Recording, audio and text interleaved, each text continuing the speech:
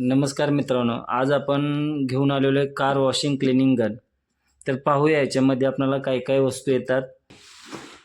प्रथमतः उघडल्यानंतर ही कार वॉशसाठी आपल्याला पाईप येते. पाईपची लांबी ही 3 मीटर एवढी आहे. 3 मीटरमध्ये 10 फूट एवढी आपल्याला ही पाईप येते. त्याच्यानंतर माहितीसाठी हे पुस्तक आहे, त्यानुसार आपण त्याच्यानंतर ही गन आहे. गन बघू शकतात, मटेरियल एकदम फायबरचं वापरलेलं आहे गनचं. आणि त्याच्यानंतर हा नॉब आहे. नॉब बघू शकता. याला जोडायचं असेल तुम्हाला मशीन तर ह्या साईड ही बाजू नॉबची उलटी बाजू ही बाजू आपण असं जोडून घ्यायचं आहे. हे बघा, अशा पद्धतीने थ्रेडिंग येते त्याला. अशा पद्धतीने जोडून घ्यायचं आहे. जोडून गेल्यानंतर हे लॉक होते.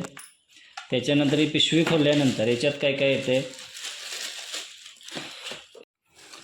त्याच्यानंतर हे वॉटर पाईप कनेक्टर आहे. हे आपण असं खोलून घ्यायचं आहे. खोलल्यानंतर ही जी पाईप आपल्याला मिळते त्याच्यात हे एक बाजू अशी टाकून घेतल्यानंतर दुसरी बाजू अशी जोडून घ्यायची आहे. अशा पद्धतीने व्यवस्थित दाबून घेतल्यानंतर इथे जॉईंट करायचं आहे. हे कनेक्ट होतं आहे.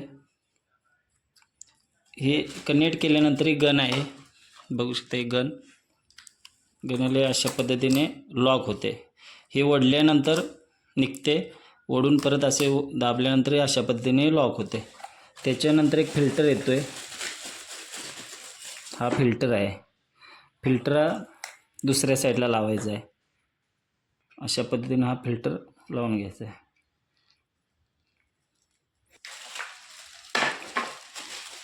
ह्या पिशवीमध्ये परत रेड कलरचा एक नॉब आहे. पॉईंटचा नॉब आहे.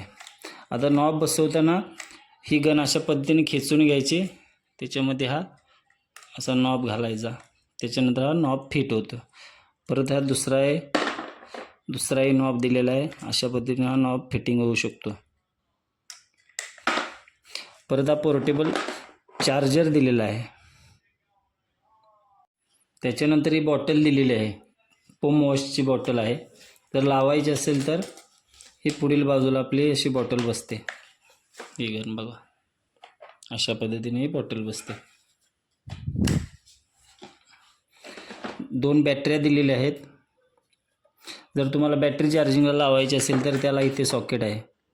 अशा पद्धतीने तुम्ही बॅटरी लावू शकता चार्जिंगला. ही एक मित्रांनो, ही गन जोडल्यानंतर अशा पद्धतीने दिसते.